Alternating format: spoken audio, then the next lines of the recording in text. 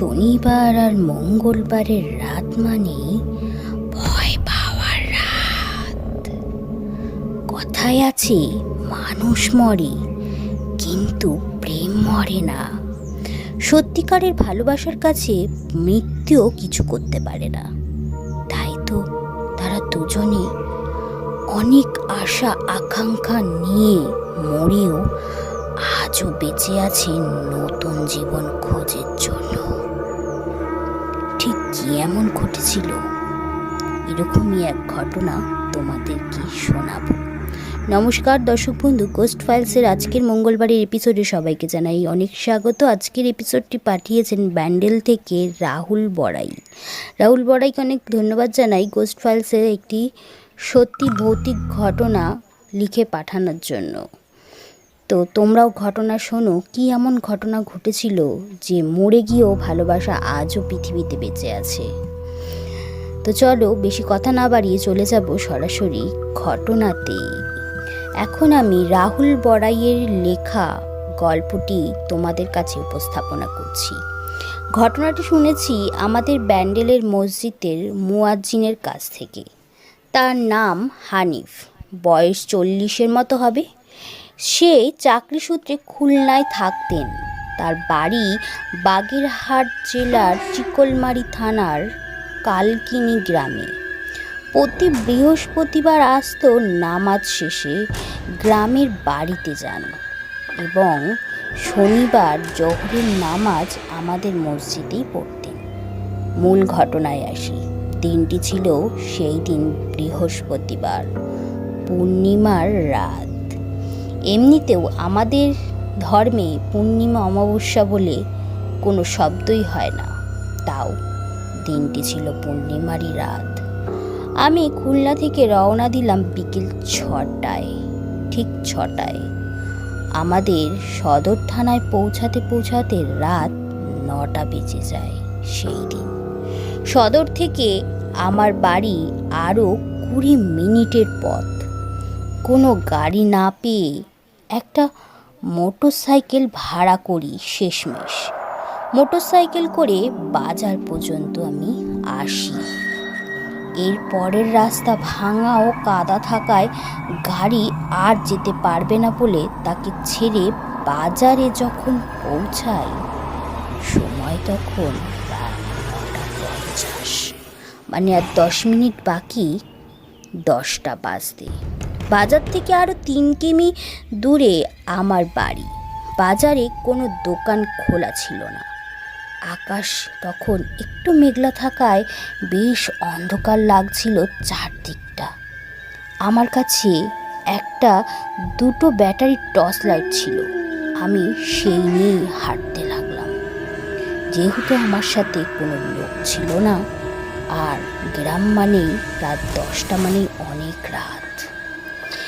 যে রাস্তা দিয়ে আমি হাঁটছিলাম, রাস্তার বাম পাশে ছিল খাল, বড় খাল। ডান পাশে ছিল পাট ক্ষেত। কিছু দূর হাঁটার পরে একটা পুজো মণ্ডপ পড়ে। মণ্ডপটার গেটের উপরে একটা মহাদেবের মূর্তি 25 ফুট উঁচু হবে। তার পাশেই ছিল শ্মশান। কথায় আছে যেখানেই শ্মশান সেখানেই মহাদেবের বাস।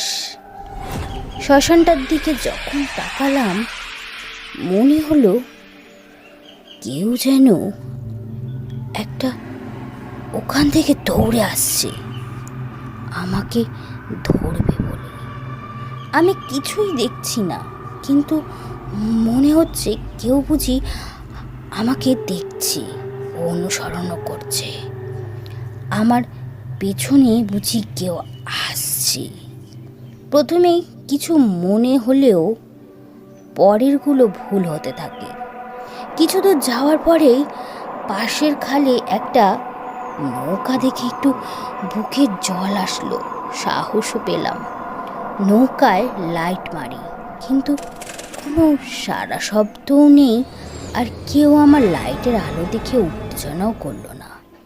আমি জিজ্ঞাসা করি, কেউ কি আছো? তবুও কোনো সারা শব্দ নেই। না পেয়ে আমি নৌকার কাছে যাই। কিন্তু তখন আমার কাছে ওই নৌকা ছাড়া আর কোনো পথ ছিল না।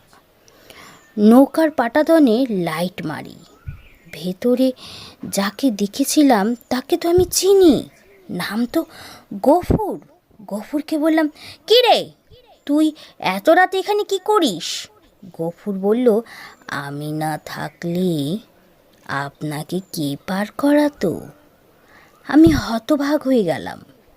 আমি লাইট মারলাম, তবু গফুর সাড়া দিল না, কোনো রিয়াকশন করলো না। অথচ আমি যেই বললাম তখন গফুর উত্তর দিল।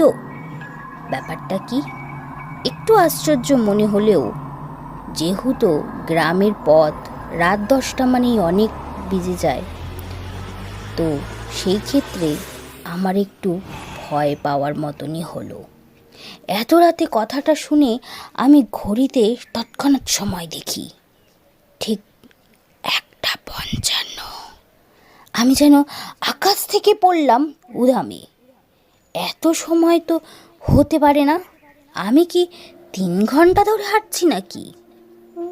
কি হলো, মোটের উপর 3 থেকে 40 মিনিটের রাস্তা আমাদের গ্রামে। আমি গফুরকে কিছু বুঝতে দিলাম না। তাহলে কি কোনো বাজে মতলবে পড়লাম? গফুরকে বললাম, গফুর, আমাকে একটু পার করে দিবি? এই বলে আমি গফুরের নৌকায় উঠলাম। গফুরকে বললাম, আমাকে একটু বাড়ি পর্যন্ত পৌঁছে দিবি? সাথে তো কাউকে আনিনি, তুই বা এত রাতে নৌকো নিয়ে কি করবি? আর তো কেউ আসবে না, চল বাড়ি যাই। বলল, কেন, ভয় পাচ্ছেন নাকি? আচ্ছা। তখনই গফুরকে বললাম, গফুর, তুই এমনভাবে কেন কথা বলছিস? সঙ্গে সঙ্গে আমি ভয়ে গফুরের সামনে বসেও গফুরকে বুঝতে দিলাম না। গফুর একটু থতমত খেয়ে বললেন, না না, চলেন চলেন, আমি পৌঁছে দেব। আমরা দুজনে একসঙ্গে হাঁটছি বাড়ির দিকে। কিছু দূর আসার পর আমি খেয়াল করলাম গফুর আমার পিছন পিছন হাঁটছে।